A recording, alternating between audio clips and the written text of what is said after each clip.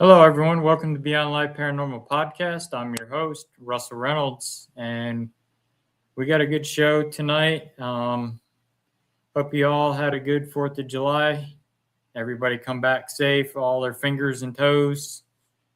So we are back to our regular schedule. Before we get into tonight's show, let's say hi to the chat. Hey, Gary, how are you? Welcome. Hey, Barbara, welcome in. So like I said, we got a good show tonight. We're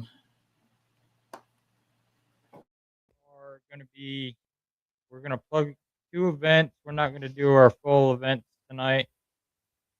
Hey Sandy, welcome in. Um, these are only a few short weeks away, so come out and see us at Portertown Paracon, August 8th. My dad and I are one of the presenters. We got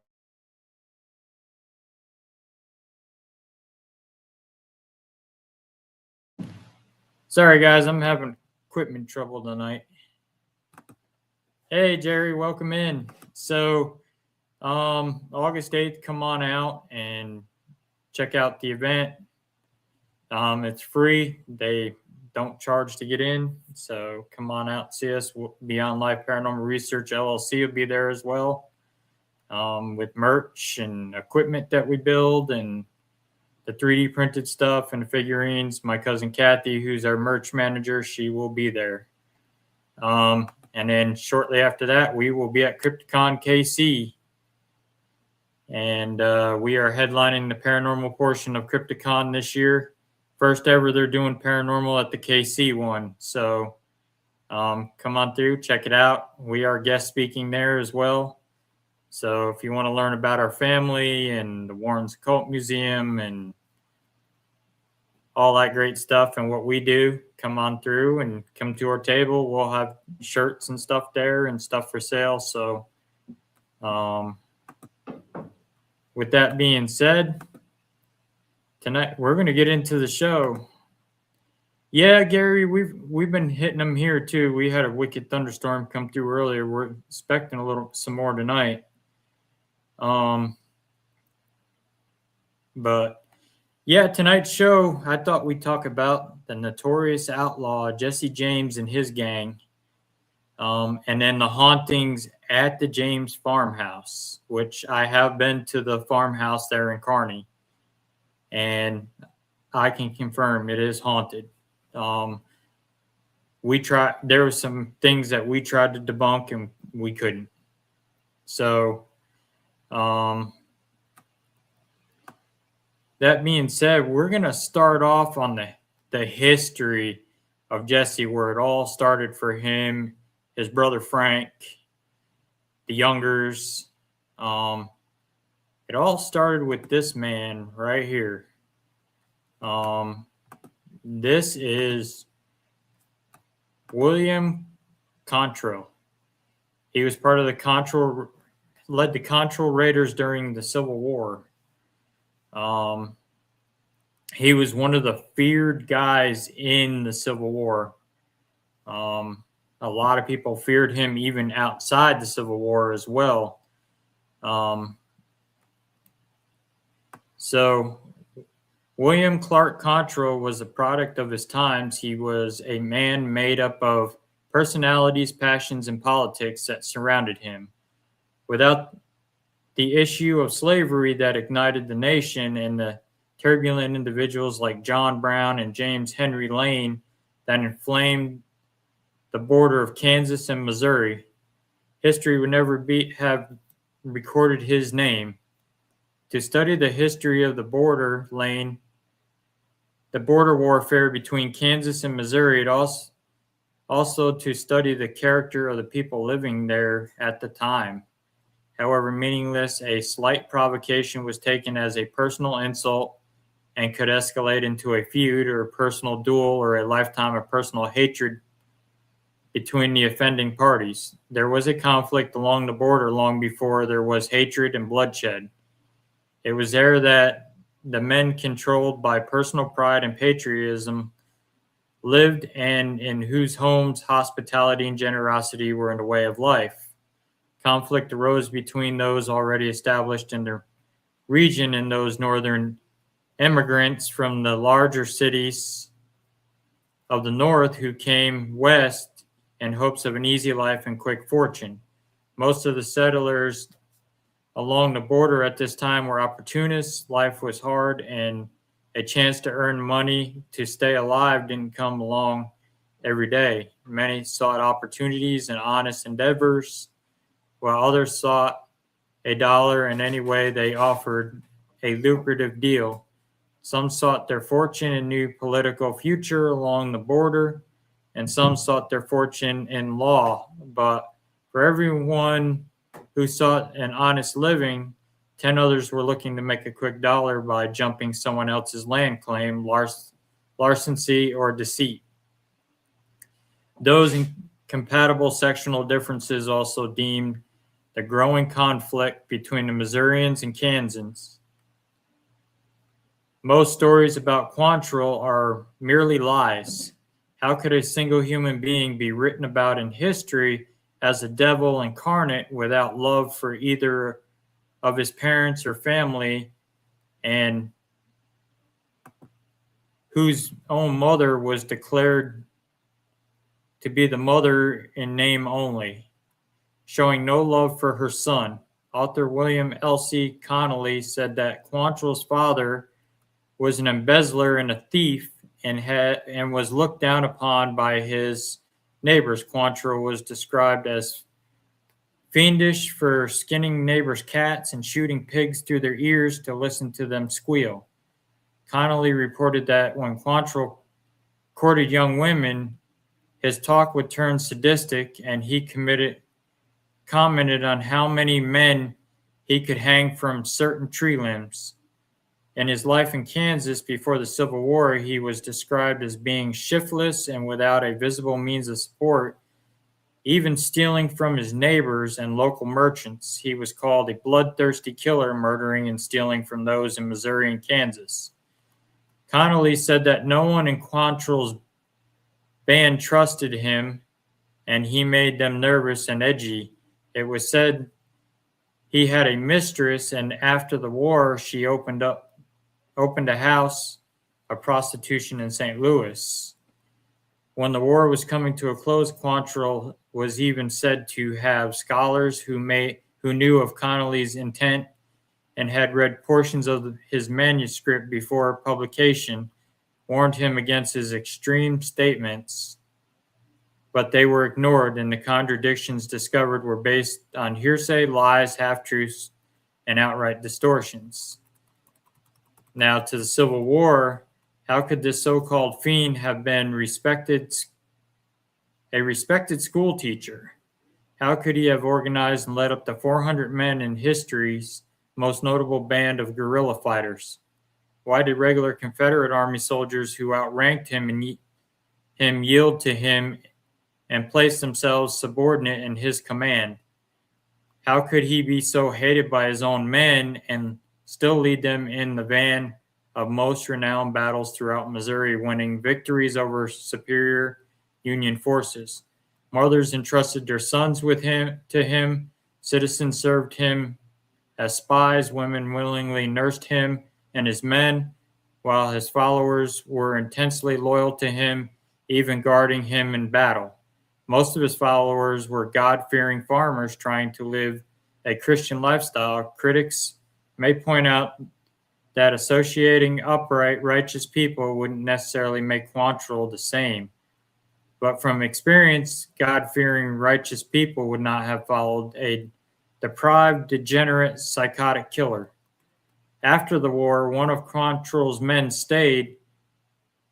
You who were not there cannot realize for a moment the dreadful passions that were roused in the hearts of men during those fearful years. The Missouri border during the Civil War was the scene of the greatest savagery in American history. Never before or since have Americans exhibited such brutality towards their fellow Americans. The controversy surrounding William Clark Quantrill is nothing less than a scandal. At the time, the Northern press conspired to blacken his name and those of his followers, a conspiracy that continues even today. Captain William Gray Quantrill, adjutant, reported in a letter after the war that Quantrill and his men have been unjustly slandered by people of the North, a people who even to this day know nothing of them except for what they have read in irresponsible books and newspapers. Gregg says, "It is not enough that their valor is recognized. It is not enough that their honesty is confessed. We ask our northern border, we ask all our mankind and all our womankind a recognition of their patriotism, their love of the country and liberty. We cannot remain silent so long as the pen of the historian casts any aspersion or the tongue of apologies for their acts. It is justice for which we plead, not charity." Colonel R.H. Hunt, who served in the Union Army fighting against Captain Gregg, said of him after the war, "That is, so far as his memory serves him, his statements can be depended upon absolutely. He is a man who would not willingly misrepresent." Quantrill did not act alone, and his followers suffered a similar mischaracterization. According to the Northern press, every guerrilla was a bloodthirsty, brutal, psychotic killer. Their relatives were low class and criminal, and their women were said to have loose morals. Historians refused to acknowledge that Quantrill and his men were soldiers. Instead, they referred to them as outlaws. From this perspective, Quantrill's partisan ranger band could not be credited with winning a military victory in open battle. So they became bloodthirsty killers who murdered and massacred their victims. The accounts were written down through history and by a victorious enemy over a beaten but unbowed foe, John McCorkle.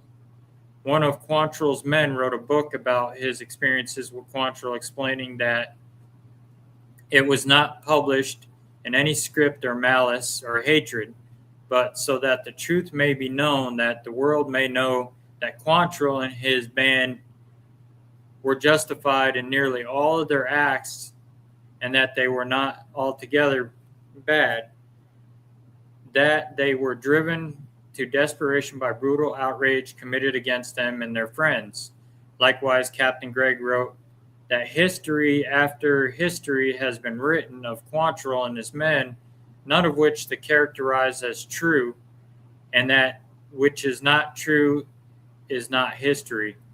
The victor's perspective largely shapes of understanding of the Civil War. Still, most inhabitants along the western border were Southern sympathizers, and their viewpoints has been generally ignored. By today's standards of conduct and values, there's only no way to clearly understand the surroundings and the characters of men on the western border. Ideals such as chivalry and good manners include kindness towards the younger people, weaker, kept the fabric of their society together, integrity and paramount for a respectful character, pride, honor, devotion. These intrinsic values, which have all but lost their importance except to a chosen and sacred, was taken from them by the government, which was supposed to protect them. Prejudiced historians and journalists have significantly distorted every aspect of Quantrill's life. The hatred of his Kansas enemies and of those he fought against during the war was manifested in writings and was grossly exaggerated by those who have never come face to face with him. Only sensational claims previously heard by those who had cause to try to blacken his name because of their own political views and sectional feelings have been noted for history. Quantrill's critics have painted him in the worst possible light, and in conclusion have told unfounded and unproven stories about him. Many past writings on Quantrill have been written by Kansas, Northern writers, and others without military backgrounds or experience, merely capitalizing on the sensationalism and fictionalized accounts of Quantrill and his men.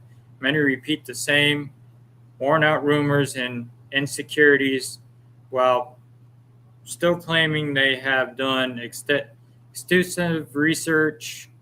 A modern military saying is, for those who fight for it, freedom has a flavor the protected never taste. This experience is much more beneficial, and actual combat veterans write books than by authors who have never had a military experience, who have never walked the same ground, or are familiar with the area known as Quantrill country.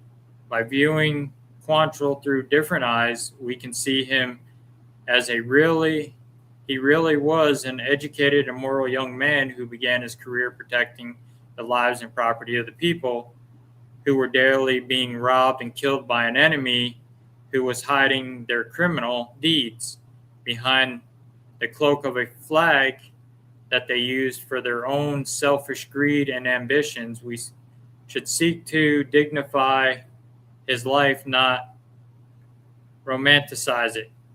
Loved and respected by his men, hated and feared by his enemies, adored by the young Southern women whom he met, and befriended by those who sought justice and protection. This is William Clark Quantrill.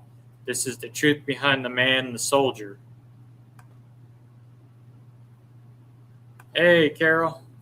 Welcome in. So that's saying that Quantrill wasn't a bad man that they labeled out, and I mean even today he's still labeled as an outlaw, a bloodthirsty killer.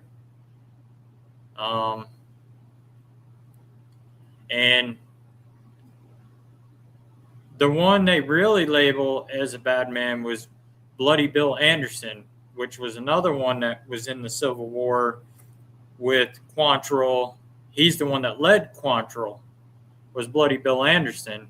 And the James brothers and the Youngers through that war. But Jesse and them just carried on after the war with the whole robbing the trains and the banks and becoming outlaws. So he was an educated man. The women loved him. He was well respected, but the historians made him out to be a bad man, that he was a killer and he did all these bad things. What do you guys think in the chat? I mean, it still goes on today in history out here in Missouri that Quantrill is a bad man. And most of these guys are all buried in the cemetery in Richmond, Missouri, I believe. Richmond or Liberty, one of the two. I know the Ford brothers are buried here in Missouri as well. So we're going to move on from Quantrill, and we're going to get into the Civil War part of it with Quantrill and the James crew. As many know, this is a young picture of Jesse James that you see a lot of times on shirts and stuff and a lot of posters too. This is a picture that's supposed to be the James Younger gang. You got Jesse and Frank and the Youngers. I don't believe the Fords are in this picture, but we're going to get into the Civil War part of it. During the Civil War, both the James and Younger brothers followed William Quantrill's lead in a band of ruthless bushwhackers, gaining a taste for violence in the bitter conflict that ravaged the divided state of Missouri. Robbing banks, trains, and stage coaches for 10 years, the gang's post-war crimes began in 1866. However, it wasn't until 1868 that authorities determined that Cole Younger, Jesse James, and Frank James were involved in the crime spree, which led to the gang being called the James Younger Gang. The gang soon became one of the most famous in American history and included numerous outlaw members who shifted from one crime to the next. Many of the gang members met during the Civil War, most of whom rode with Quantrill Raiders. Missouri was a divided state, with most residents supporting the Southern cause, but the state declared for the Union. The gang of bushwhackers was involved in several conflicts, most in Missouri and surrounding states. Before, during, and after Civil War, both the James and Younger brothers were outspoken partisans for the South. When the war was over, these men who fought mainly in guerrilla bands were embittered and continued to associate with their old war comrades. During the tumultuous Reconstruction era in Missouri, many former soldiers turned to the life of crime. Liberty, Missouri, where there is a bank that the James and Younger gang had robbed. The safe is actually still there. It's a museum now. It is called the Jesse James Bank Museum. The first bank to be robbed by the James Younger gang was in Liberty, Missouri on February 13, 1866. Their first robbery took place on February 13, 1866, when the gang stormed the Clay County Savings Association in Liberty, Missouri, stealing over $60,000 in cash and bonds. It was the first daylight peacetime armed bank robbery in the U.S. history, and when the outlaws were making their escape, gunfire erupted, and an innocent 17-year-old boy by the name of George Wymore was killed. Missouri authorities suspected that a known Confederate guerrilla leader named Archie Clement was the group leader, and soon a price was put on his head. Fearless, however, Clement led the gang in robbing the Alexander Mitchell and Company Bank in Lexington, Missouri on October 30th, 1866, making off with about $2,000. Afterward, Clement began to lead the gang and mediating Missouri residents to sway their votes against the Republican Party in an upcoming election. When the Missouri State Militia got involved, he was killed on December 13, 1866. Despite the loss of their leader, the outlaws remained together and continued their crime spree for the next decade, allegedly involved in the following robberies. February 13, 1866 was the Clay County Savings Association, Liberty, Missouri. They got away with $62,000. The October 30th, 1866, Alexander Mitchell and County Bank, Lexington, Missouri, they got away with $2,000. On March 2nd, 1867, Judge John McLean Banking House, Savannah, Missouri. The amount is unknown what they got away with out of there. May 22nd, 1867, Hughes and Wasson Bank in Richmond, Missouri, they got away with $4,000 from that bank. March 20th, 1868, Nimrod Long Baking Company, Russellville, Kentucky, they got away with $14,000 there. December 7th, 1869, Davies County Savings Bank in Gallatin, Missouri, they got away with $1,700, which that bank, I don't live too far from that bank that they robbed. The actual vault is still there in Gallatin, Missouri, that they robbed. During that robbery, they got shot up pretty good. That one was an ambush. They were waiting. They got word that the James gang was coming to rob the bank there, and they got shot up pretty bad. June 3rd, 1871, Accobock Brothers Bank in Carrollton, Iowa, they got $6,000 from that bank. April 29th, 1872, Bank of Columbia, Kentucky, they got $600. September 26, 1872, Kansas City Exposition Ticket Office, in Kansas City, Missouri, they got $10,000 from that. May 27, 1873, St. Genevieve Savings Bank in St. Genevieve, Missouri, they got $4,100 from there. July 21st, 1873, Chicago Rock Island Pacific Railroad, Adair, Iowa, they got $6,000 from that train robbery. January 15th, 1874, they robbed a stagecoach in Hot Springs, Arkansas for $3,000. January 31st, 1874, Iron Mountain Railroad, Gads Hill, Missouri, they got $12,000. April 7th, 1874, two stagecoaches, Waverly and Lexington, Missouri. It's an unknown amount they got away with. December 7th, 1874, Tishomingo Savings Bank in Corinth, Mississippi. They got $10,000 from that. December 8th, 1874, Kansas Pacific Railroad, Mercy, Kansas. They got $55,000 from that. Man, they had to do some heavy riding if they robbed the bank December 7th in 1854 in Mississippi and then made their way all the way to Kansas for the next day to rob that bank in Kansas. And then September 5th, 1875, Huntington Bank, Huntington, West Virginia. They got $10,000 from that. July 7th, 1876, Missouri Pacific Railroad, Otterville, Missouri. They got $15,000 from that. September 7th, 1876, the First National Bank in Minnesota.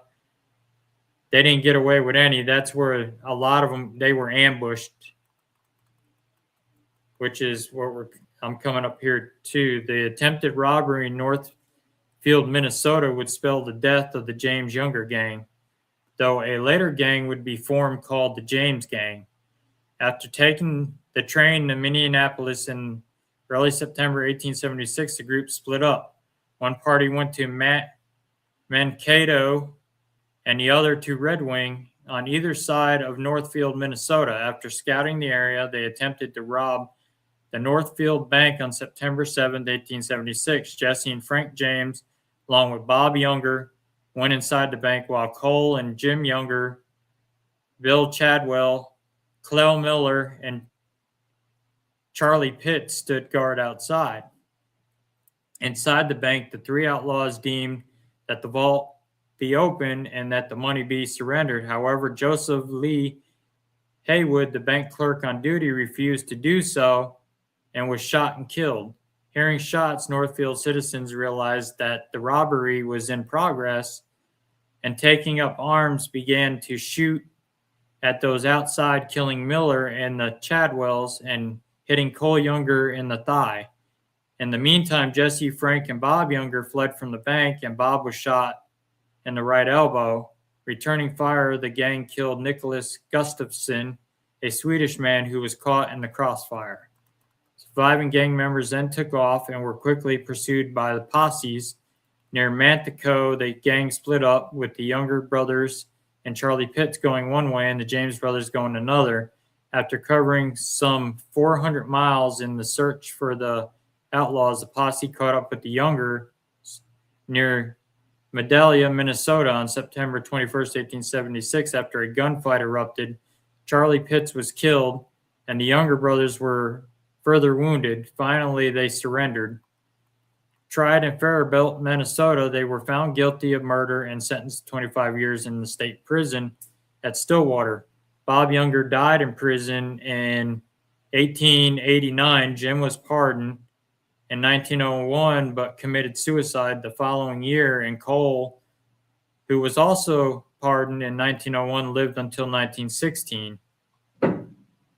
In the meantime, the James brothers had escaped and made their way back to Missouri. They then moved to Nashville, Tennessee, where they lived peacefully for the next 3 years. However, the restless Jesse began a new gang in 1879 and renewed his criminal career, leading the James Gang until he died in 1882.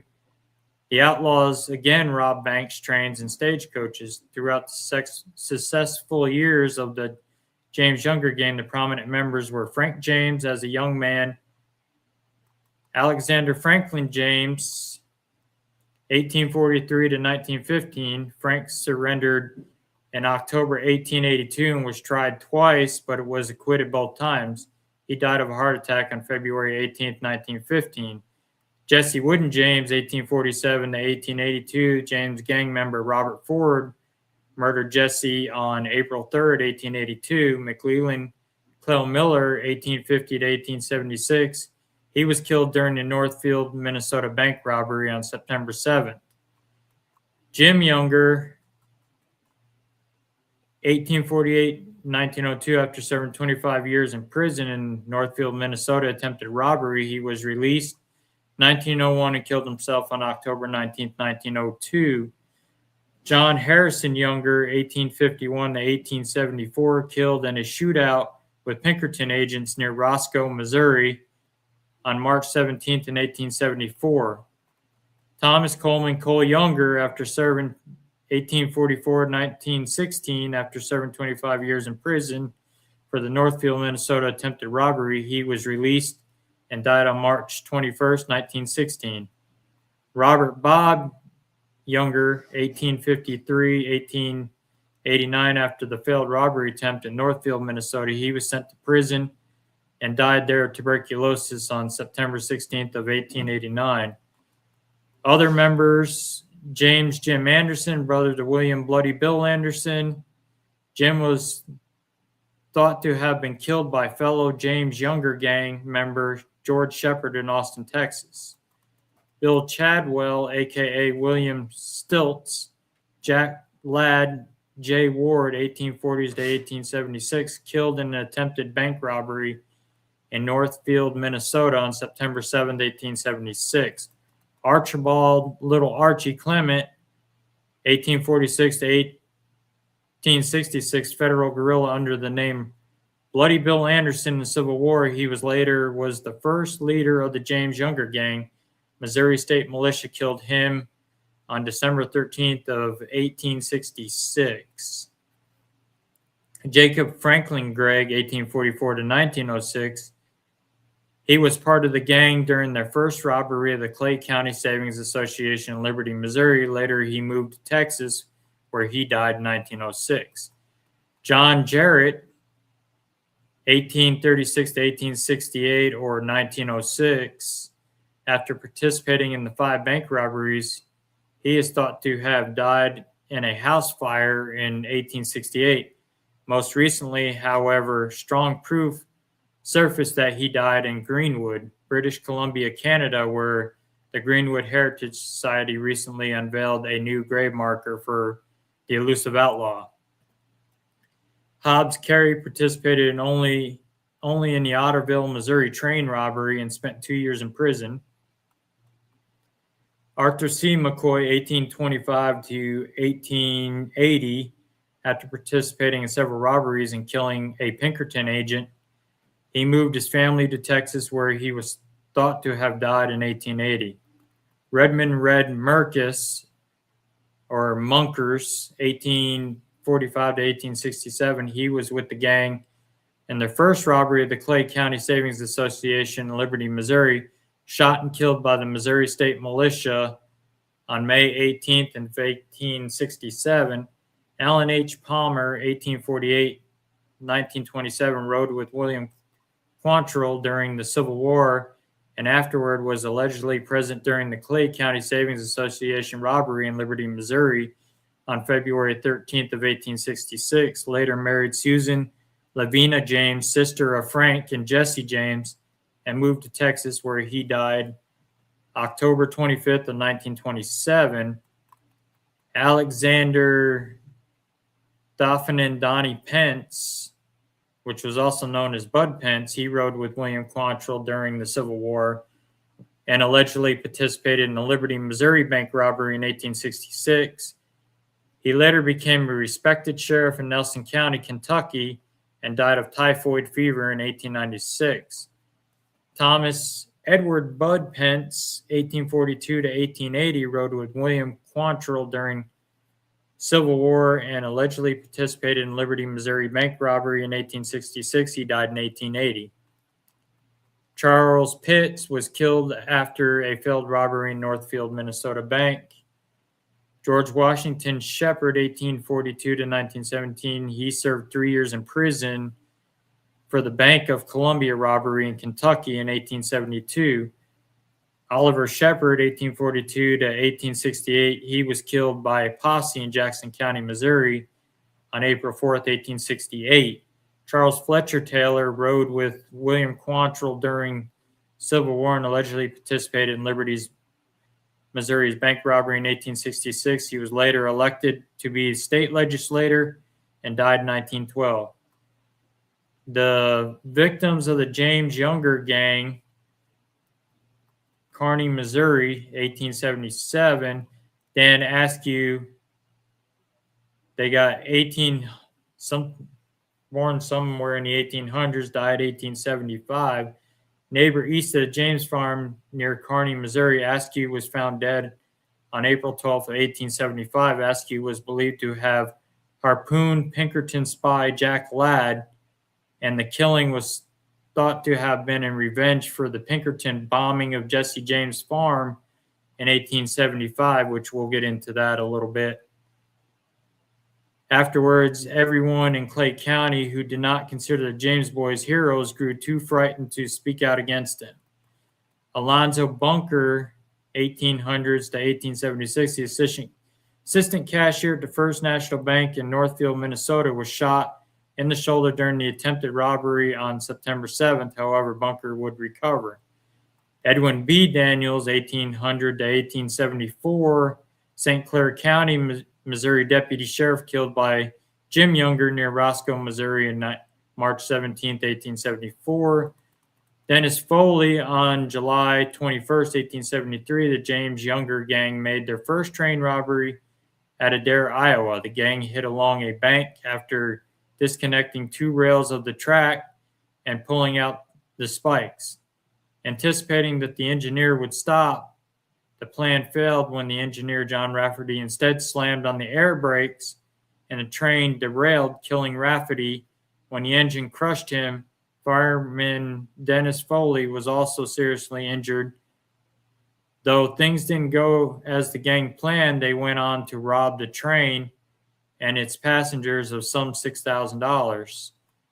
B.G. Griffin, 1800s to 1867, on the afternoon of May 22nd, 1867, the James Younger gang appeared Richmond, Missouri, to rob Hughes and Watson Bank. During the robbery, 3 men were killed, including B.G.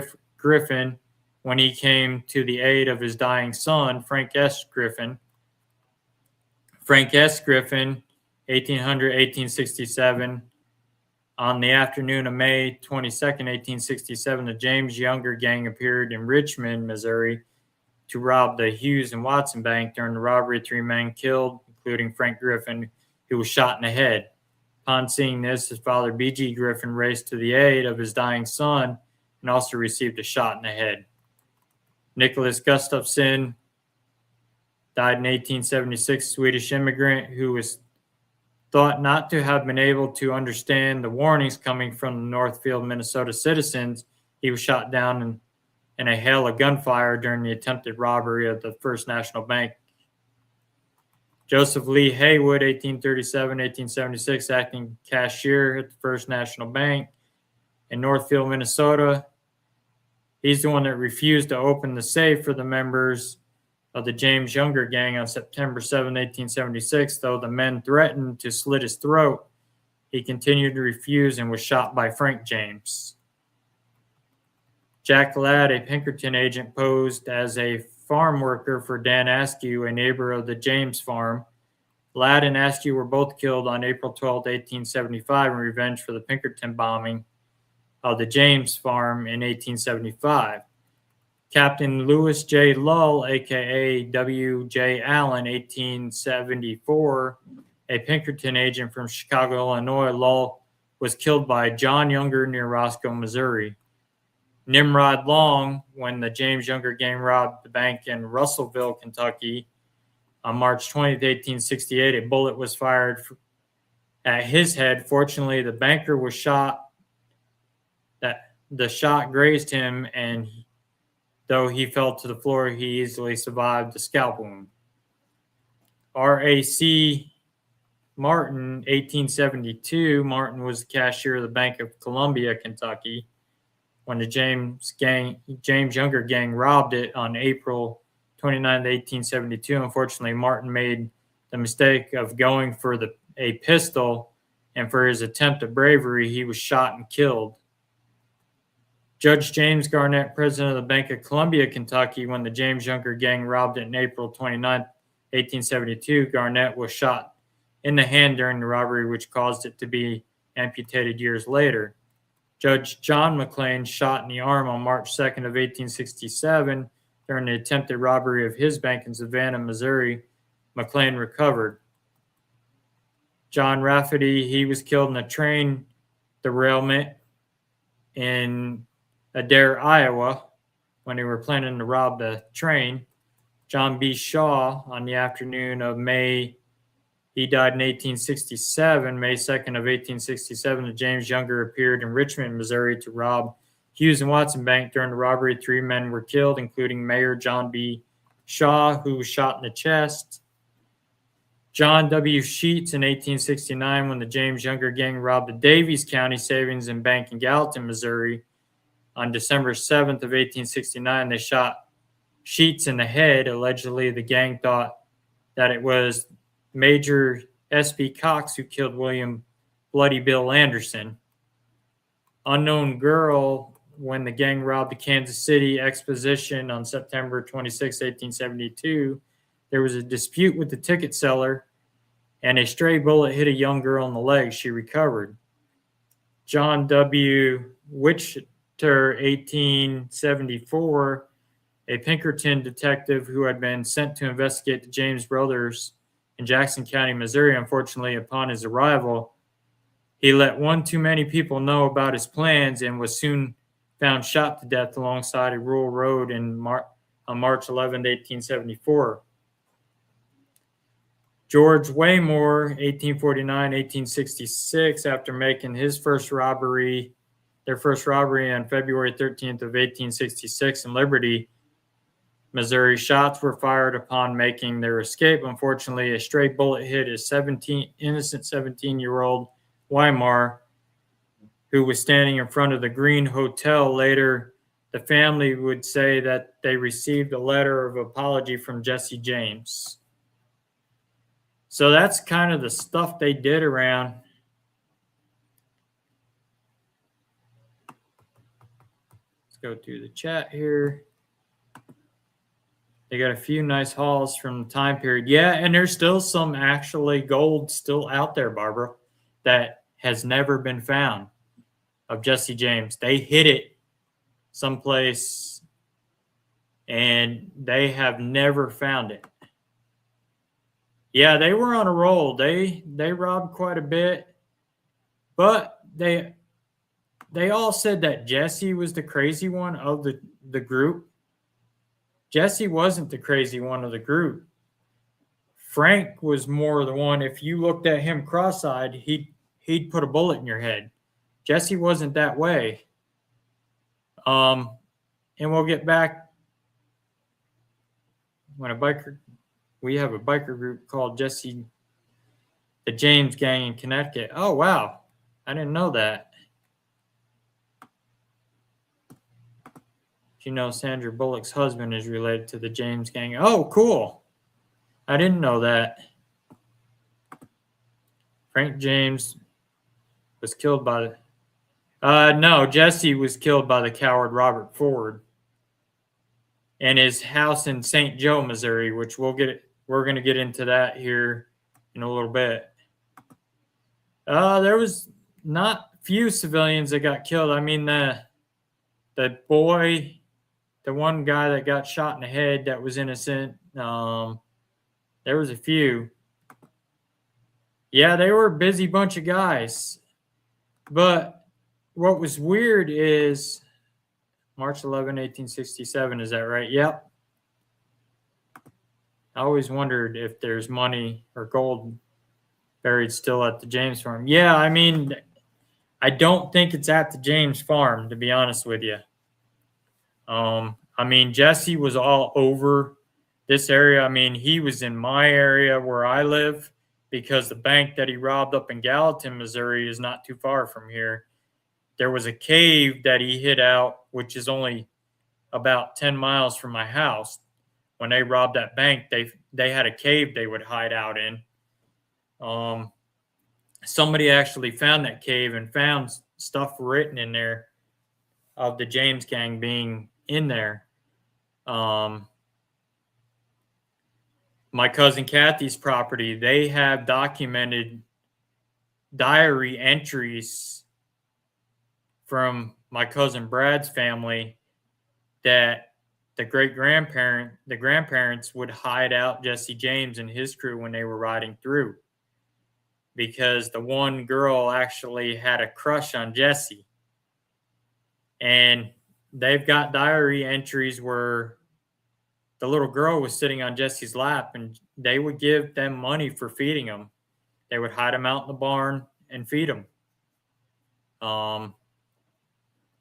And the Pinkertons would ride through there after him as well, with that. So, what they didn't mention in this was after the life of crime with Frank and Cole Younger, they went on to work in the circus doing trick shooting for a while. Frank went back to live in the house after the mother had passed away, and he would give tours of the farmhouse, this is the farmhouse. He would give tours of the house. His mom used to give tours of the house as well. There used to be the front left of that house, there used to be a tree in that yard. The tree is rotted away. It's gone now. Jesse's and Frank's stepfather, his last name was Samuel. He was hung from the tree in the yard because when the Pinkertons came riding in, wanting to know, they got wind that Jesse and Frank were in town to see their mother. When they rode in, they grabbed him and they drug him out of the house to question him, and he would not give up Frank and Jesse. Well, they strung him from the tree and they hung him. And he was a prominent figure here in Missouri. He's one of the ones that founded the William Jewell College in Liberty, Missouri. He was one of the big investors of that. And the Pinkertons, again, got word that the James gang was in town. They snuck up to the house and they threw a firebomb through the window into the back room. The back room of the house, there was what was in the house that they gave? Oh, they gave tours so people could see the inside of the house. They still do to this day. You can actually go to the house and take a tour. But Zerelda, Jesse's mom, and Jesse's little stepbrother, Archie Samuel, who was only about 15 at the time, was in the back kitchen area. And that the Pinkertons threw the firebomb through the back window into that room. Well, Jesse's mom seen it. She grabbed it, went to throw it in the fireplace, and about the same time she threw it, it went off, which it ended up blowing her hand off to about here and killing Archie Samuel in the process. In the back of the house, it's still got the original siding on the back from where the firebomb went through the window.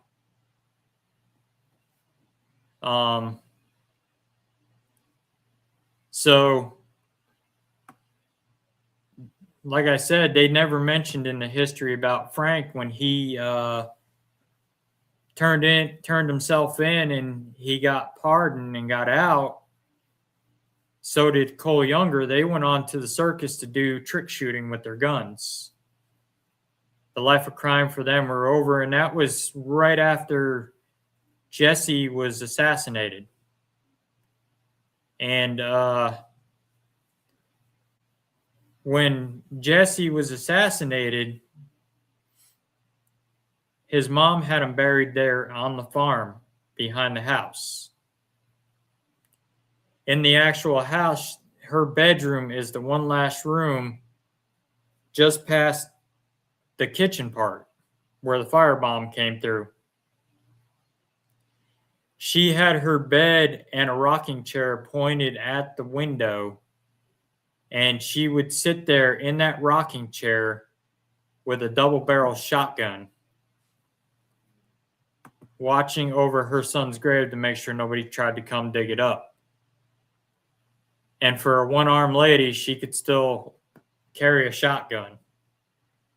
They had to amputate the rest of her arm off to her elbow. Some say she was a tough lady.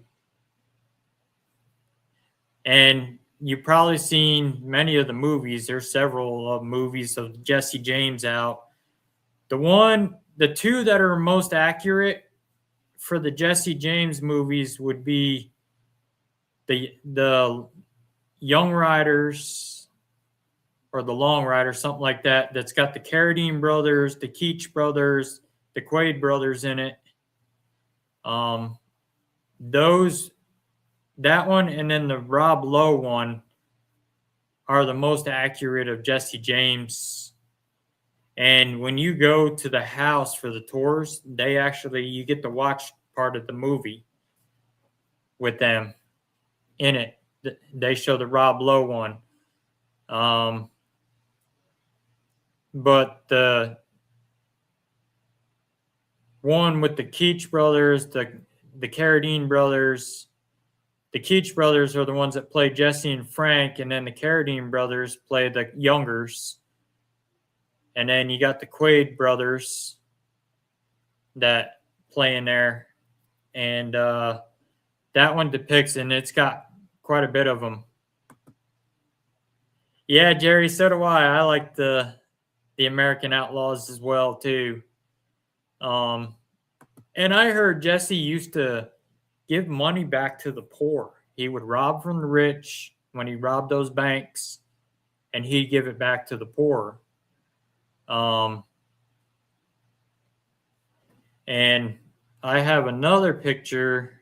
We're going to talk about Jesse's wife, which I don't know if many of you know. Her name, they called her Z Mims. She was actually a first cousin of Jesse James. Here's a picture of Jesse's wife. And she was present in the house when Robert Ford assassinated Jesse. A little bit of history on Z. Z Mims was born on July 21st of 1845 in Logan, Kentucky to Pastor John W. Mims and Mary James Mims. Zerelda was one of 12 children. Her mother was the sister of Robert James, Jesse James's father, making them first cousins. As she was more familiarly called Z, was the name for Jesse's mother. This, however, did not stop the pair from falling in love while Jesse was living temporarily with his aunt and uncle in Missouri in 1865. The couple was engaged for 9 years while the James Younger gang was in full swing. Finally, they married at her sister's home in Kearney, Missouri on April 24th of 1874 while honeymooning with his bride, Z, on the Gulf of Mexico in Galveston, Texas. A reporter from the St. Louis Dispatch did what the Pinkertons had failed to do: track down Jesse. A little more than a year later,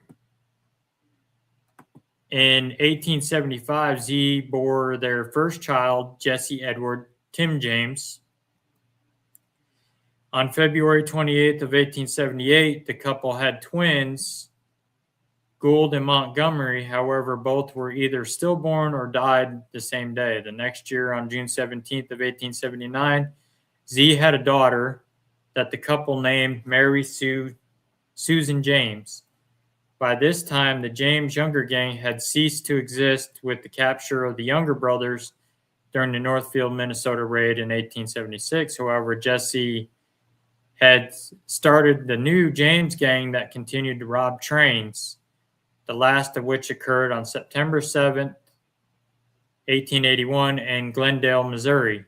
Shortly after this holdup, Jesse moved his family to St. Joseph, Missouri, where they settled under Jesse's assumed name, Tom Howard.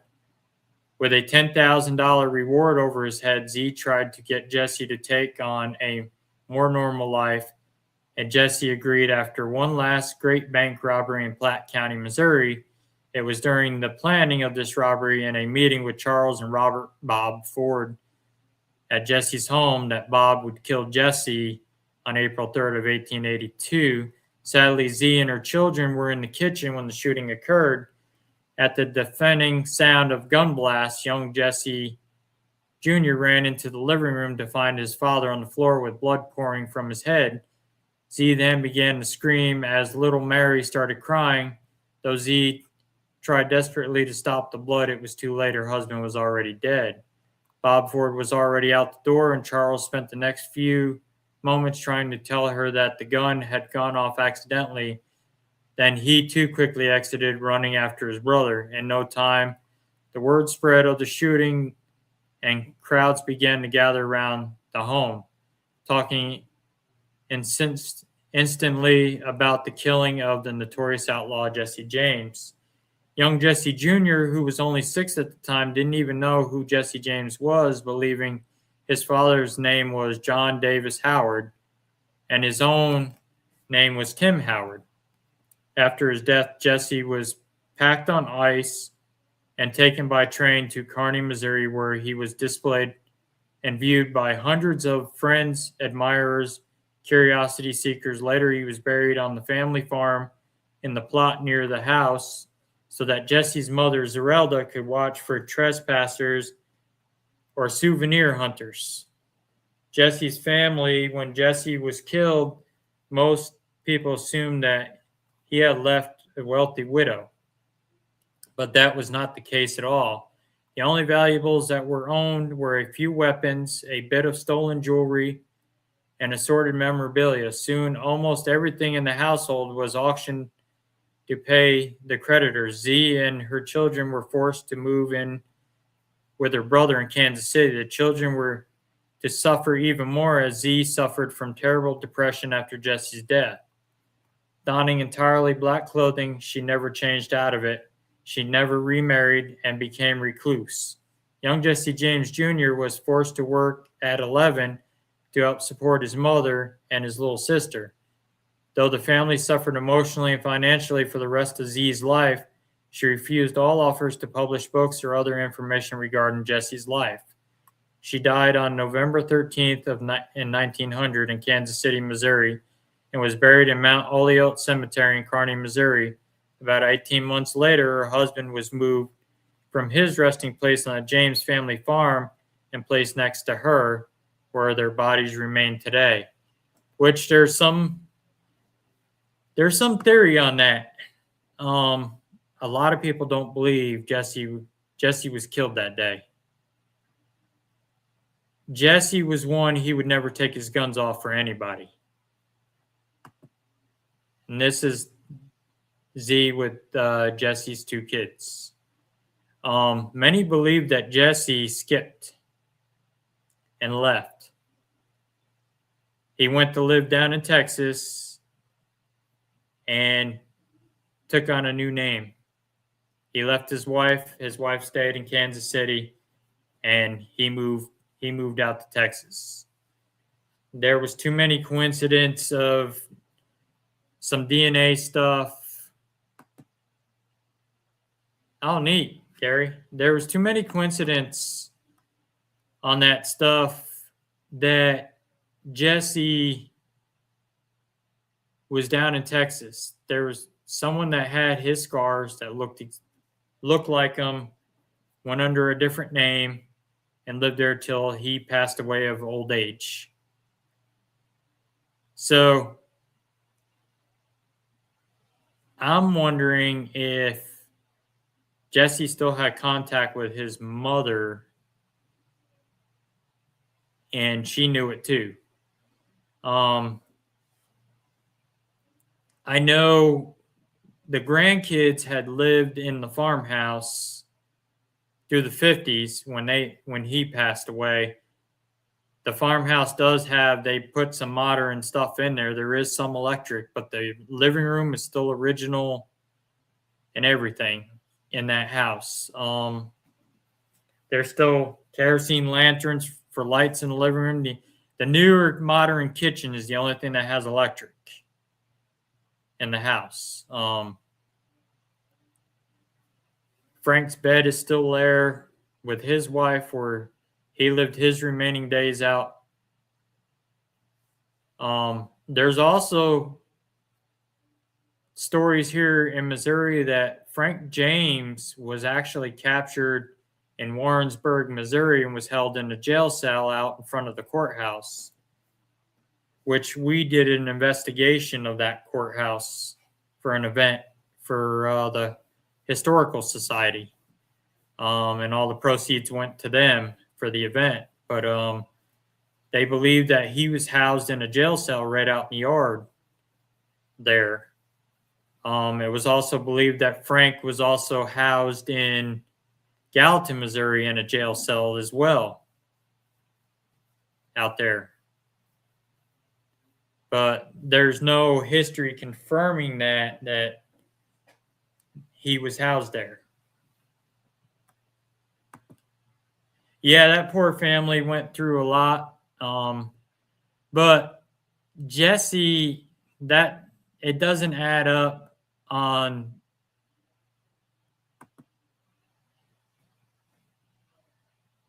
your day, Christy. It doesn't add up with Jesse, Bob Ford shooting Jesse.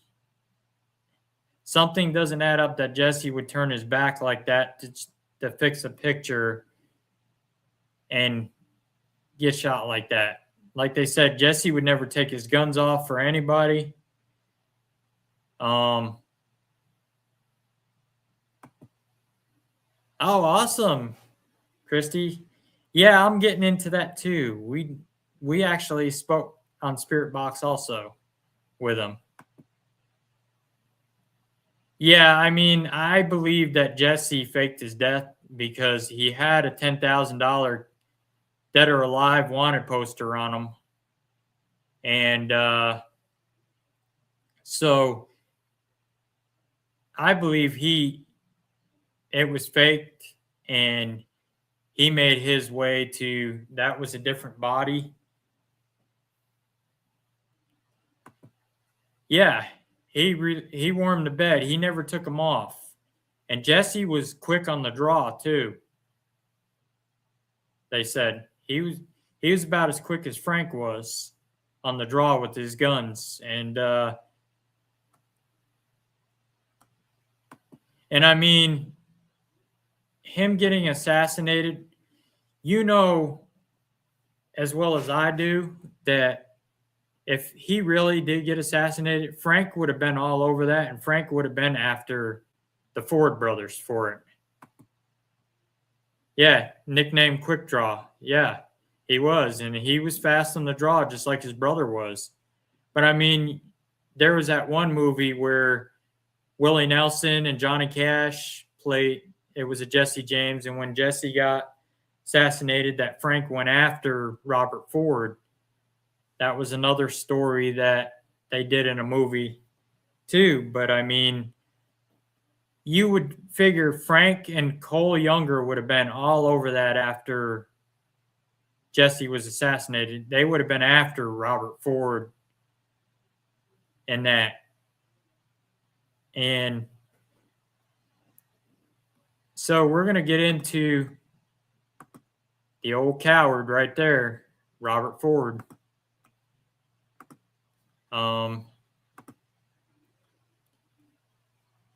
Which he was known as the coward, best known as the dirty little coward that killed Jesse James. Robert Newton Ford was born January 13th of 1862 in Ray County, Missouri, which is where he's buried with his brother. One of 7 children of the James Thomas Ford and Mary Ann Bruin. The wiry young boy became enamored of Jesse James's daring exploits and finally got the chance to meet him in 1880. He and his older brother, Charles, began hanging out on the James gang's outer fringes. By this time, the ranks of the outlaw gang members had been diminished due to deaths, captures, and men simply moving on to other endeavors.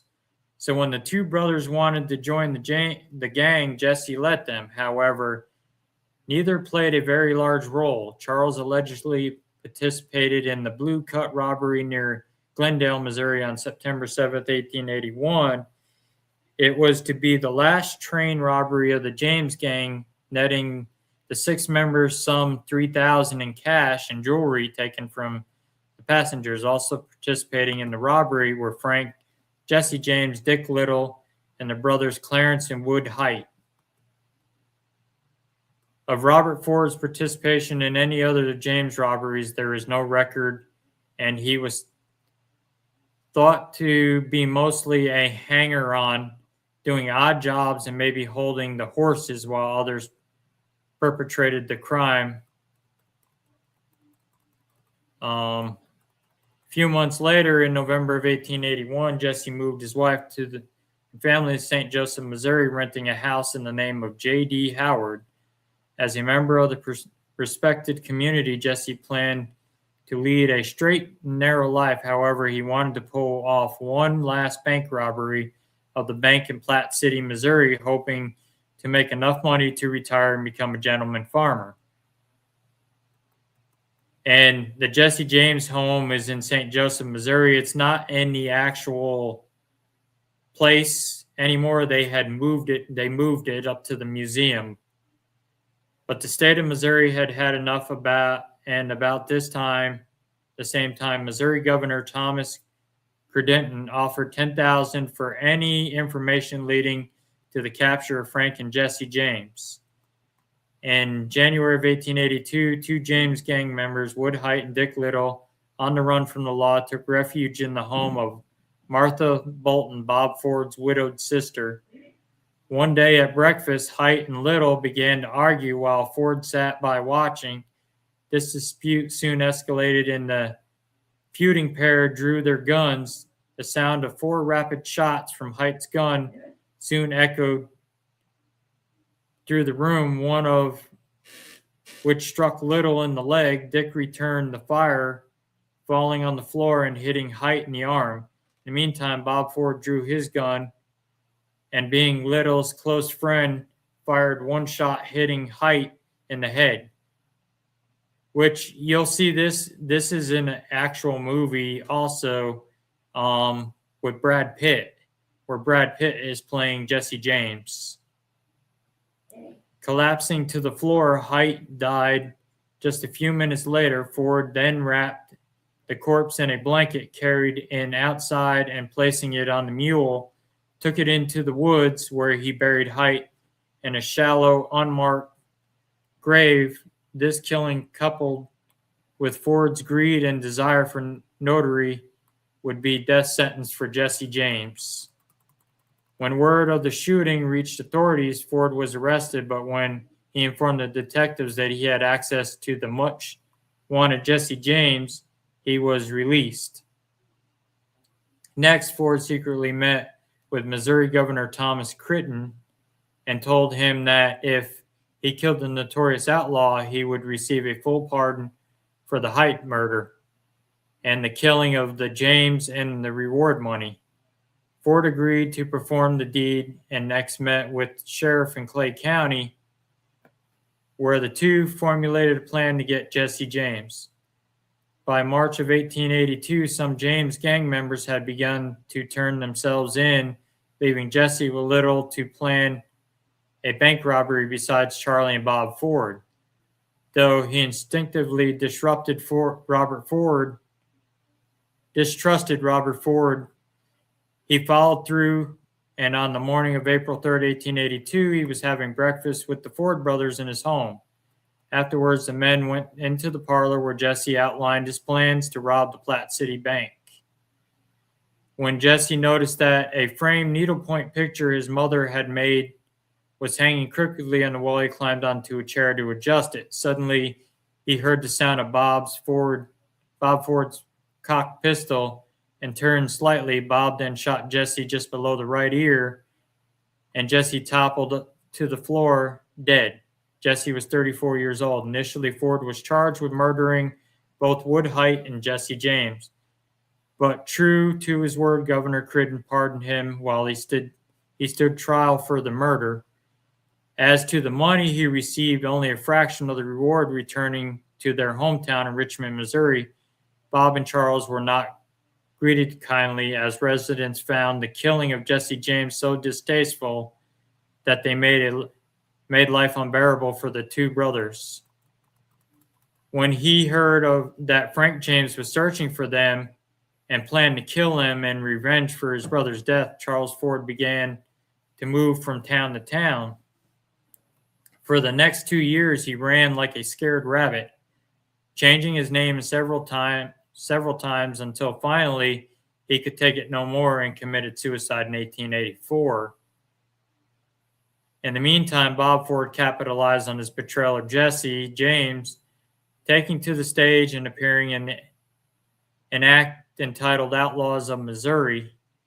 Night after night, Ford retold his story carefully, omitting that he had shot Jesse James in the back. But this charade was short-lived. He was greeted with catcalls, jeers, hoots, and challenges. Ford later took off to Las Vegas, New Mexico, where he operated a saloon for a short time before moving on to Creede, Colorado. Sometime after arriving in Creede, Ford was in a saloon watching a boxing match and betting heavily on the prizefighter who lost. He became furious. In a drunken rage, he decided he would kill the prizefighter, and in preparation, he and a man named Joe Palmer, member of the Soapy Smith gang, began to shoot out windows and street lamps along Main Street. Soapy Smith helped Ford and Palmer escape before they could be arrested. The two men were banned from returning, but with the help of friends and business partners, they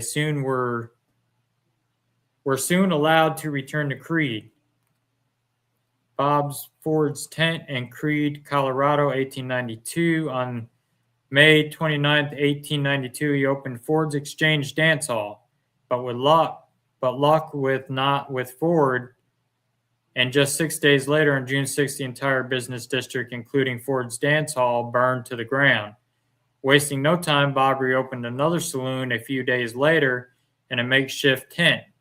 The very next day, on June 8th, a man named Edward O'Kelly walked in with a sawed-off shotgun. As Ford's back was to the door, O'Kelly said, "Hello, Bob." And as Ford turned around to see who addressed him, O'Kelly shot him with both barrels, killing him instantly. Some historians speculate that Soapy Smith was involved in Ford's death, perhaps talked O'Kelly into the act. Ford was buried in Creede, but was later exhumed and reburied in his hometown in Richmond. Signed where Bob Ford originally buried in Creede. In the meantime, O'Kelly was arrested and tried for murder. He was convicted and sentenced to 20 years in Colorado Penitentiary. However, after serving 10 years, he was released in 1902. 2 years later, In January 1904, lawmen shot O'Kelly down in the streets of Oklahoma City. Bob Ford, I don't trust. I think he is a sneak, but Charlie is as true as steel, Jesse James. And that was a quote from Jesse.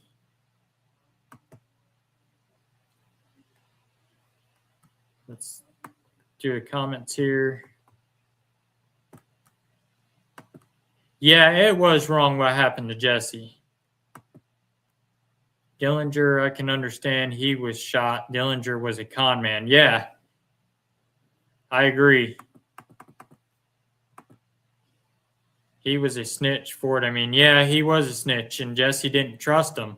That's why I don't get why Jesse had his guns off and let Bob shoot him like that. That's what doesn't add up with that whole thing. They wouldn't want to cross our outlawed Bush Ragnar, Ned Kelly. Good Lord. Yeah, oh yeah, Ned Kelly. Yeah, he was vicious. Handyman, so to speak. Was it Jesse James that wouldn't steal from a Southerner? I think so. Reminds me of a family in the era that would kill anyone who crosses their path.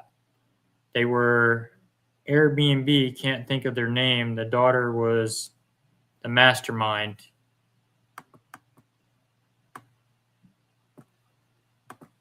Jack the Ripper era. So it shall be justice for Jesse. In the end, Jesse got his revenge in the afterlife. He sure did. I mean, I have a feeling Frank had something to do with that too, with that O'Kelly and them getting forward. The haunted commercial hotel, yep. Dillinger ended up human sprinkler. That was the fate for what he did.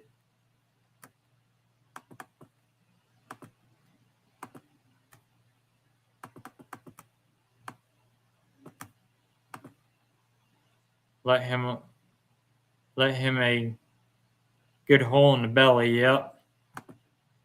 He got off easy. Jesse trusted him. Yeah, he trusted his brother, but he did not trust Bob. Frank was so guilty, I agree. Yeah. And that's why the one brother, he ended up offing himself because he heard that Frank was looking for him for revenge. And but like I said, it still does not add up why Jesse had his guns off and had his back turned like that. And Jesse trusted his brother, which in my opinion was his downfall. Yeah. And I mean, it's just odd why Jesse would do that. I mean, that man never would take his guns off for anybody. That's why I don't get it. And I mean, you still see the theories today that there was a man that lived in Texas that looked just like Jesse. Jesse used to rob trains, and he'd look at the older passengers' hands and see that they had rough hands from working. So, yeah, he would rob from the rich, is what they would do. They would rob from the rich. They wouldn't rob from hardworking people or the poor.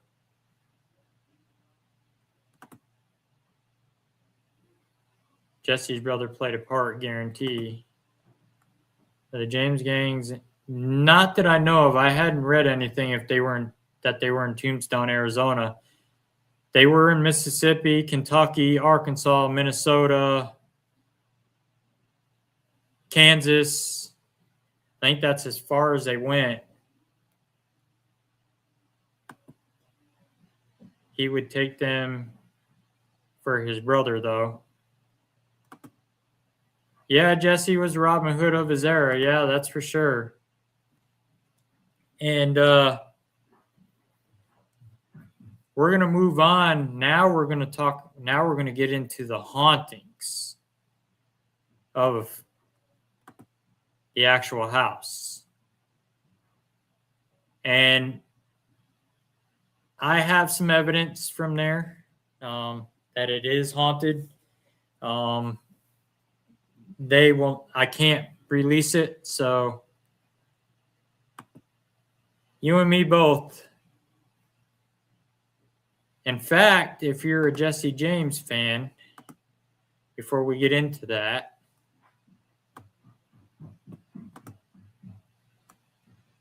I actually designed a t-shirt of Jesse. See if I can pull it up here.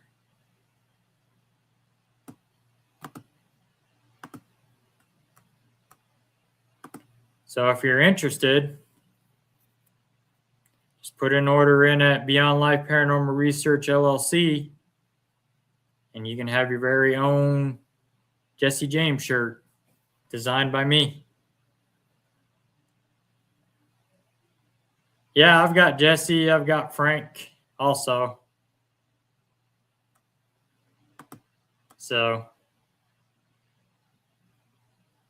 yeah, just put an order in with, just message me on Beyond Life Paranormal Research LLC. Give me your size, all your contact info, so we can get it shipped out to you. I'll get it made and shipped out to you. Bring on the hauntings, my friend. I've heard horses running around there on the farm. And then we'll dive into the hauntings where my cousin's house, which has ties to Jesse James as well. Oh, I want that. That looks cool. Yeah, you're late again, Kathy. Like always.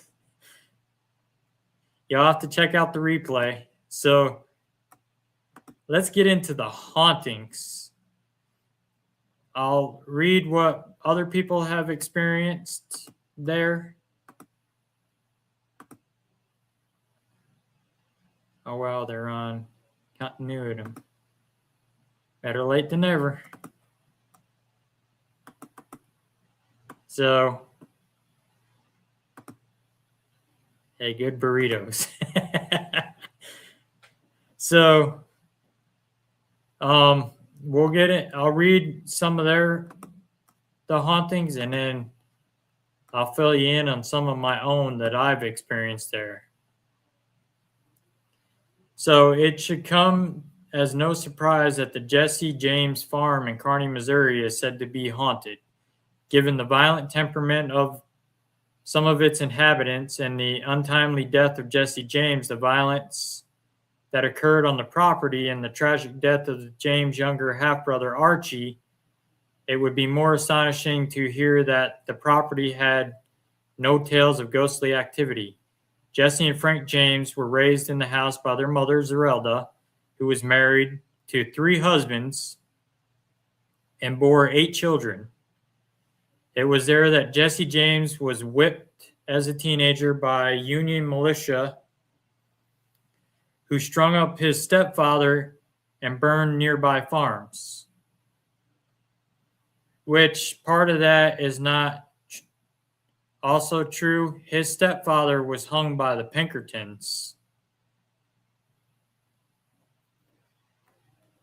because he wouldn't give up Jesse and Frank. It was also here that Zerelda watched her son Archie was murdered by the Pinkerton detectives in the attack where she lost her right hand.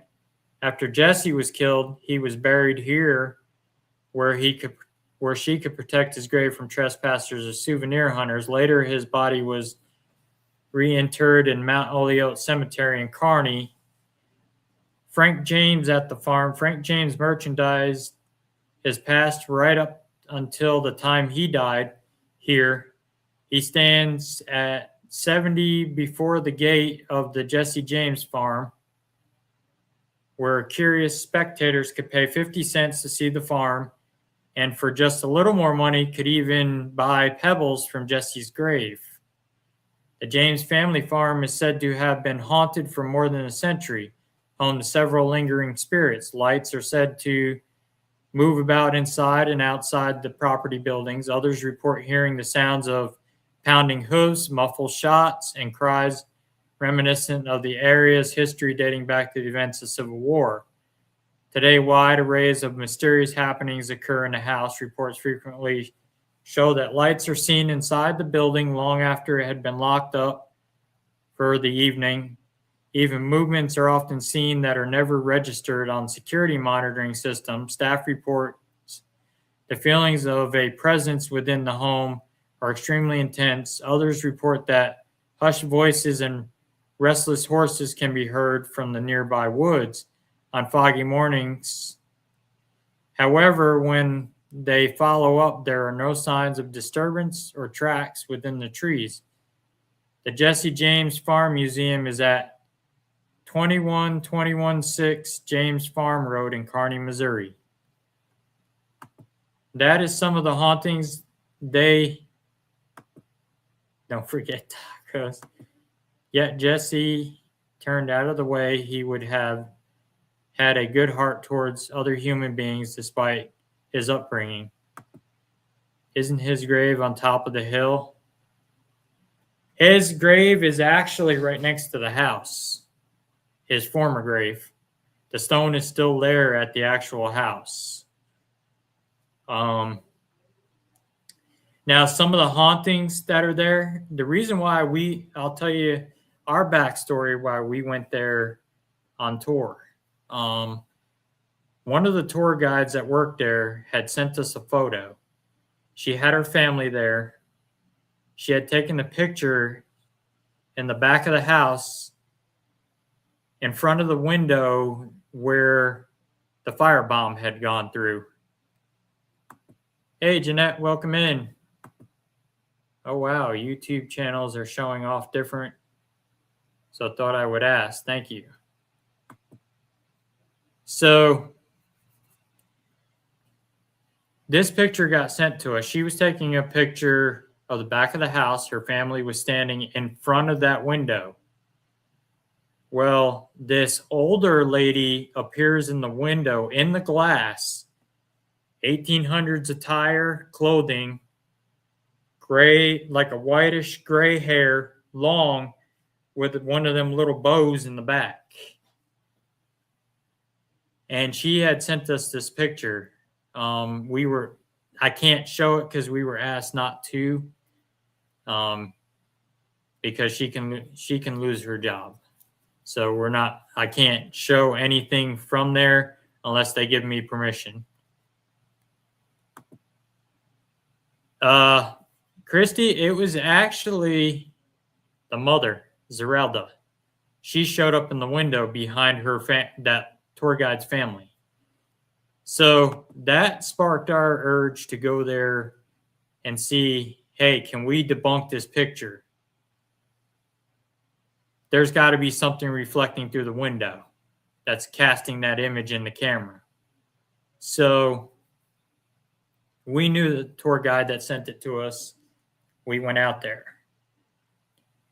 During the tour, we watched the movie. Yeah, she's kind of knew him, and she's angry. Yeah, she's angry. So we watched the movie, and when you get done watching the movie, you walk up to the house. Tour guide greets you outside, tells you about the outside where the stepfather got hung from the tree. Our story when we were there, that the night before, we had just come off a residential investigation, and there were some kids there as well on the tour. There was a bunch of tourists, and she got talking about some of the hauntings, and she was telling them that we were paranormal investigators. We investigate hauntings and stuff like that. and she told them about a picture, and that's why they're here. They're here to check it out as well. And so I can remember these kids, and they were going, "There's ghosts in this house," and she says, "There is some stuff in here that we can't explain." I sense that through you talking about it, mate. Intense stuff. And the kids were like, "Well, we need Ghostbusters." And she points at us and she goes, "Well, that's what they are. They investigate that stuff." And I told my dad and I told everybody after the tour, if you got any questions, feel free to talk to us. So after you get that, you go into the house. She takes you go into Frank's room where him and his wife lived out their days. Then she takes you into the modern kitchen, which was remodeled in the 50s for Frank's grandkids lived there. His grandson lived there until he passed away in the 50s. I think he passed away in like the 60s or something like that. The living room is still original 1800s, all original wallpaper, kerosene lanterns. Furniture is all original. They do not allow flash photography in there at all because flash will deteriorate stuff in there. So we walked into the back bedroom where Zerelda's room was, where her bed was, and the tour guide was telling us sometimes she's walked in there and Zerelda's rocking chair would be sitting there going like that. It would be rocking, sitting there rocking. And then soon she'd walk in the room, it would stop. Well, Zerelda, she's still living out her days watching her son's grave because it's still pointed right out that window where that stone is, Jesse's former grave is. So she's still reliving her past. And I believe it's some residual and some intelligent. So we go back through and we go back into the living room. And we're standing there and she's talking about the modern kitchen before we go into the older kitchen where the firebomb had come through. And we're standing in the living room and she's standing in the doorway talking. And there's a guy that was from Louisiana there on tour. He was working the pipelines here in Missouri, and he knew what we were up to, and he was following us around. We kept hanging back because we wanted to experience the paranormal part of it. Besides the tour, we let the tourists all go ahead because that's all they were interested in. And my dad and I are standing there, and he taps me on the shoulder. And he says, "Hey, look down behind you." And I look down behind me and I'm standing in front of there's the window here. There's a rocking chair here, table in the center with a kerosene lantern on. Well, I'm standing there and my dad taps me on the shoulder and he says, "Look down behind you." I look down behind me and both rocking chairs are sitting there going, they're just rocking. It's like two people are sitting in there just watching us go through the tour, like not a care in the world. And even when we looked at them, they were still rocking. So we had someone with us. I tapped them on the shoulder and I said, "Look behind me, look at the rocking chairs." And they tried to accuse me of kicking it. I says, "I'm nowhere near them. So how am I going to kick them and get them going? Nobody's near them. We're not even leaning on them because you're not allowed to touch any of the furniture." So we went through the house, went into the kitchen where the firebomb come through the window, and she was telling us about that. We get done with the tour. We go outside to Jesse's grave.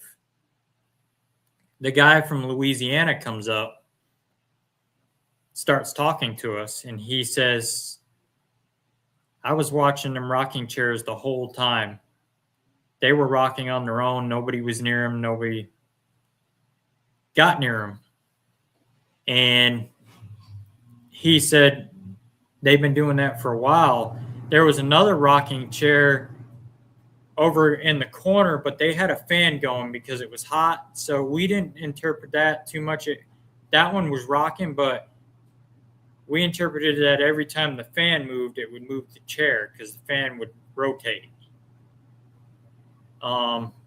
So outside, we're talking to the tour guide. She let us go back to the house with her while she locked it up. And she says, I want to show you that room. Here's that window I took the picture. We got looking at the walls. There's no picture of Jesse's mother. There's no pictures whatsoever on those walls. So we couldn't debunk that image that she had sent us. So we got done, went outside with the tour guide after she locked the house up. We stood in front of that window to try to recreate that picture. And long and behold, she takes a picture of 3 of us in that window, and between myself and another person, you see a cowboy hat reflecting in the window, like it was laying there on a table. We were just in the house. There was no cowboy hat. There's nobody wearing a cowboy hat that could cast that image and shadow in the window. So, oh, cool.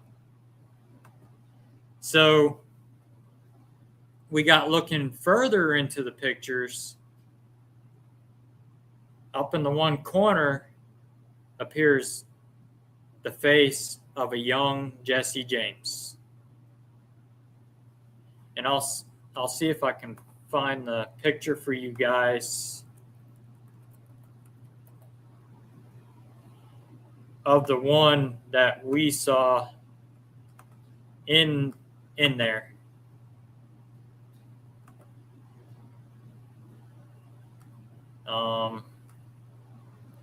Actually, I'll just do it this way.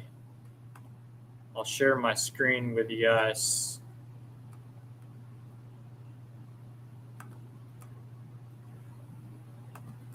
If it'll let me. But so we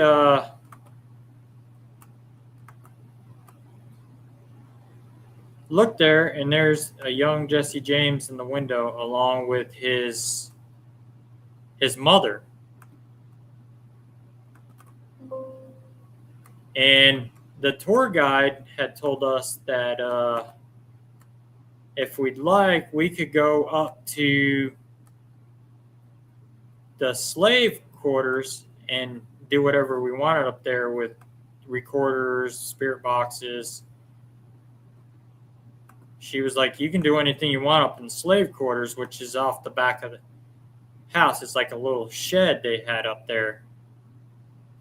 And so we went up there and started doing our thing up there. And on the spirit box, I asked, Jesse, are you here with us? And you hear a clear voice come through and says, yes, I am here. And I asked, is Frank here with you? And he says, yes, Frank is here with me. I said, how about your mom, Zerelda? She was there, and shortly after that, you hear a voice come on of a kid,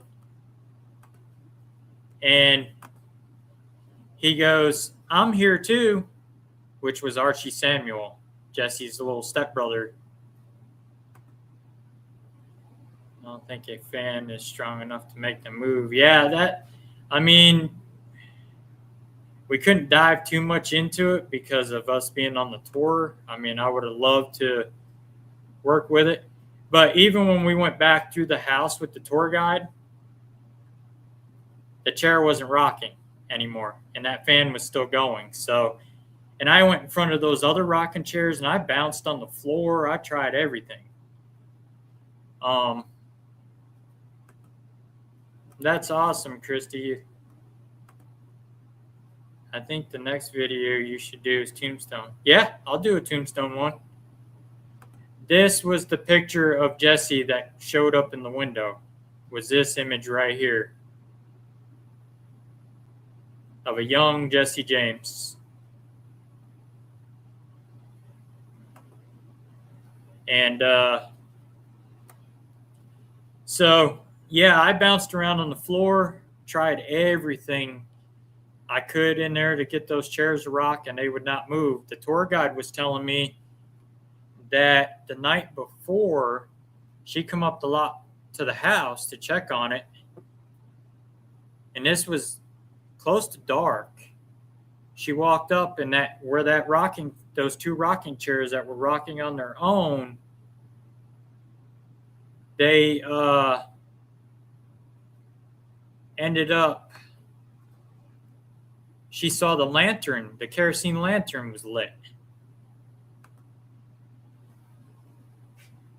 in the living room.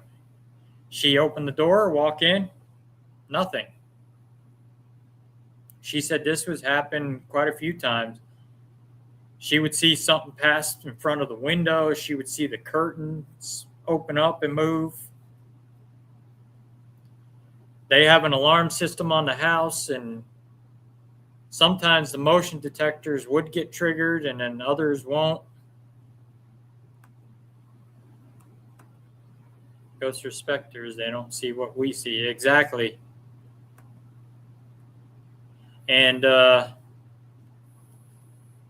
we'll go into a little bit of my cousin Kathy's place has ties to Quantrill and Jesse and the Civil War as well through Missouri. Her husband Brad, his family used to hide Jesse and Frank and the crew out when they would come through, and they have diary entries of it being documented that Jesse would stay at the house.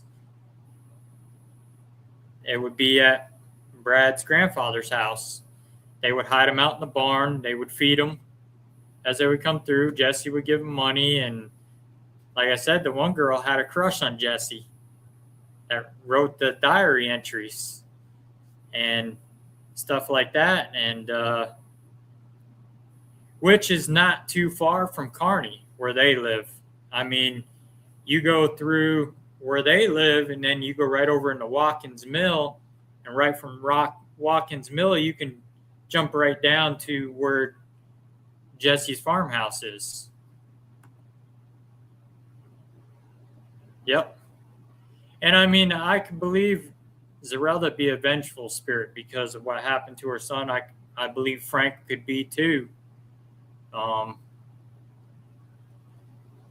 So the museum down there, they have all the artifacts in the museum down there. They have Jesse's guns, his boots.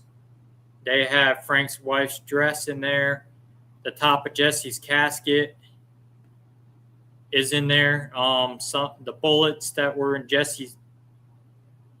that went through Jesse's head into the wall, they got. Yeah, they would pilfering and rob people here too. Yeah, and that would be Ray County, Missouri. So, but we had a digital recorder running in the museum, and I've captured. Yeah, that's when they rode with Bloody Bill Anderson. And that digital recorder I had running in the museum, I caught several EVPs out of that museum. By Frank's wife's dress, I caught a woman humming a tune there. And then looking at Jesse's grave, you can hear, it sounds like a man talking. You can't quite make out what he says. Yeah, Bloody Bill was shady. He was not a very good guy. They've got his picture up in the museum as well, Bloody Bill and Quantrill, um, and they told me they experienced a lot of paranormal stuff in the museum as well. I mean, most of the artifacts from the house and Jesse and Frank are all in there as well. And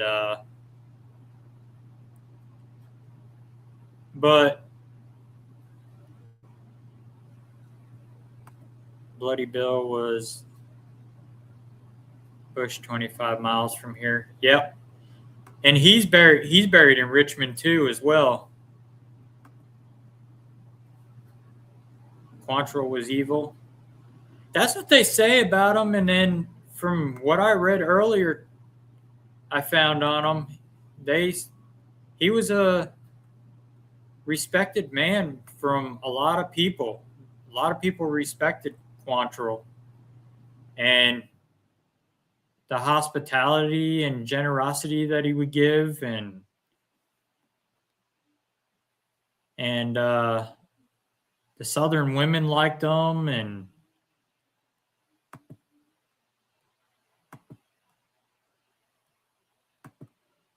oh yeah, I'm sure. I mean, yeah, he was the Confederate guerrilla. But yeah, he's buried in Richmond. I believe Quantrill's buried in Richmond. I know the Ford brothers are, because I wanted to go to the cemetery at night and try to do an EVP session with the Ford brothers and see if I can get them to communicate. But we had permission from sheriff's department, but local PD said they didn't want us in there after dark. So we never ended up going. But yeah, that's a little bit on Jesse James and Quantrill and Jesse's wife.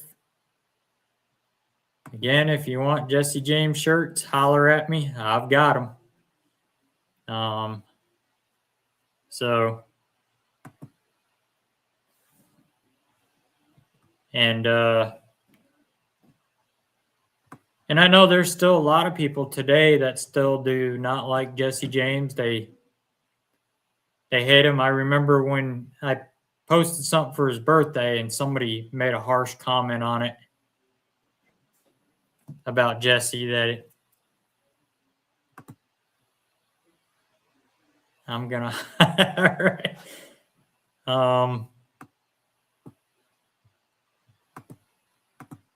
I've got two styles of, let me find my other one of Jesse as well. I've got two styles I did.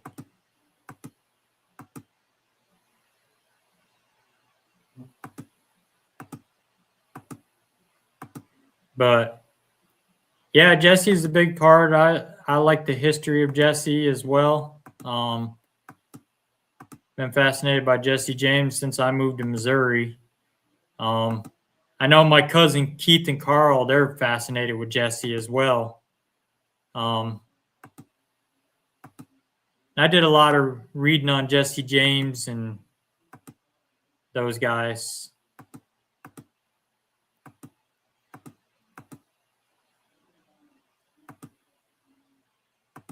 Trying to see if I can find my other. I have another. Here's the Frank James one that I did.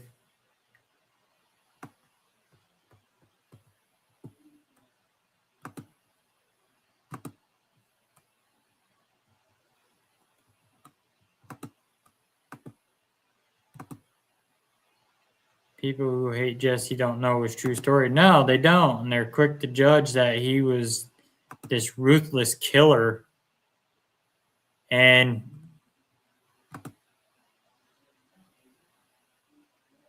it needs to be mowed. He is in the way back of the older side. But yeah, they have him as this ruthless killer.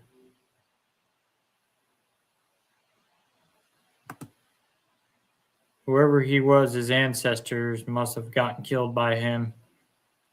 Yeah, maybe. And I don't think any descendants of Jesse James and Frank and all them are still alive anymore. I don't think so. I think they're all passed on. I was a cellmate with a relation to the Youngers. Should know how. Oh, okay, cool.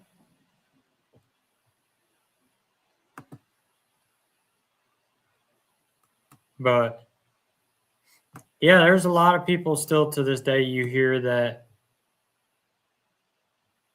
hates Jesse James and the Youngers and Frank.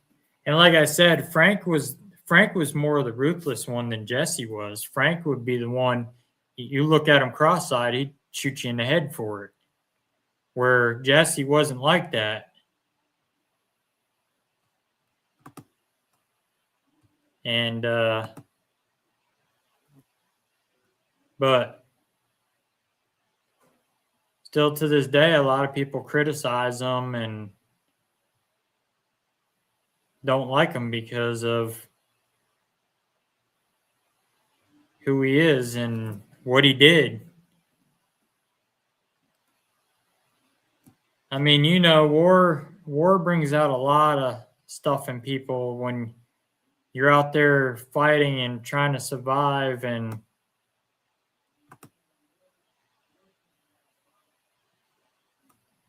so, I mean, people got to understand that too.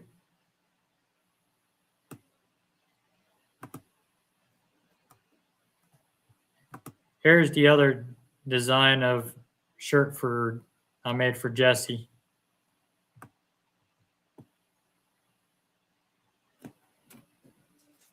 So if you're interested, I've got two styles right there. Told you that Sandra Bullock's ex-husband was related to the James gang. Yeah, and I think some friends of mine are related through the Kentucky side, which would be Jesse's father's side, because Jesse's wife is from Kentucky, which would be Jesse's father's brother.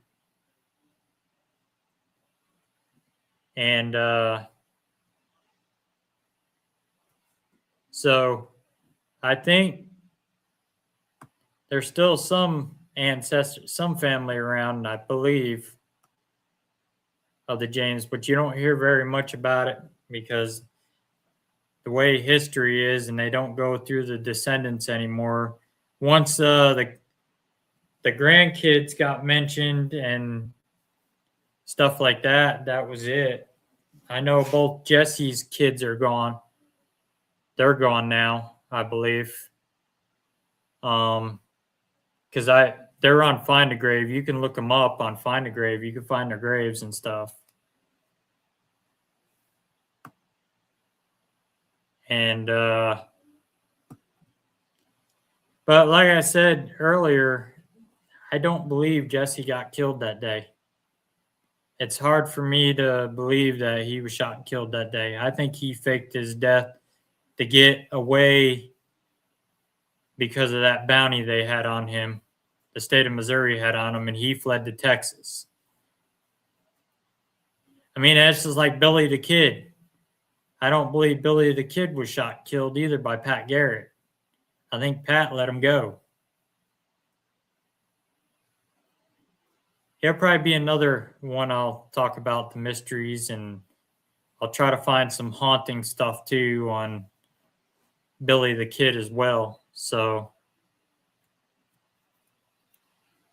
and so if you have any more questions, throw them up in the chat. We got about 5 minutes left, and then I'm gonna wrap up for the night. we will be on Sunday. My dad and I will be, and our two special guests, Carol Garcia and psychic medium Rebecca. I may do a show tomorrow night. I'm gonna be around tomorrow night, so I may do another one tomorrow night. Maybe I'll do another one of these outlaw ones. I'll do Tombstone, and we'll do talk about the hauntings in Tombstone, Arizona, and stuff, and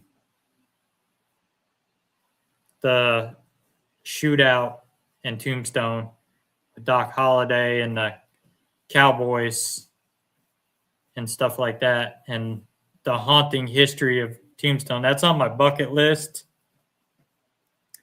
of places to investigate is Tombstone, Arizona. I would love to go there and investigate, especially the bird cage out there, the saloon and stuff out there, and investigate that. Yeah, the Earp brothers and the Clantons and all them out there, and Doc Holliday, and that's like that mystery with Doc Holliday and Johnny Ringo that you see in the Tombstone movie. I'm finding history with that never happened. Doc Holliday didn't have a shootout with Johnny Ringo. Johnny Ringo ended up offing himself, and because when it supposedly happened, Doc Holliday was out of town. He was in court at another case, at a case of trial or something, is what I read on that. But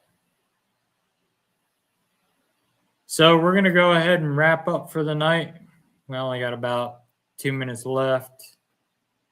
I thank you guys for tuning in tonight. Hope you guys loved the show and Jesse James. And if you guys want more content on the Outlaws, yeah, let me know, and we'll do a mix of history and haunted, and the haunted history part of it. Tombstone, Deadwood, South Dakota. Yeah, I have some buddies that went up to Deadwood. Yeah, Jeanette. Yeah, definitely. Let's go to Tombstone. That'd be awesome to investigate that. So with that being said, everybody, remember, if you're being bullied in the paranormal field, you do have a voice. Nobody's better than anybody in this field. We're all after the same common goal, to prove the existence of life after death. So with that being said, everybody, God bless. Have a good night. Stay safe this weekend if you're traveling and investigating. I may see you tomorrow night. I may do another show tomorrow night, and we will definitely be on Sunday night, my dad and I and Rebecca and Carol. So with that being said, everybody, have a good night, and we will see you soon. Same time, same channel, and have a good night, everyone.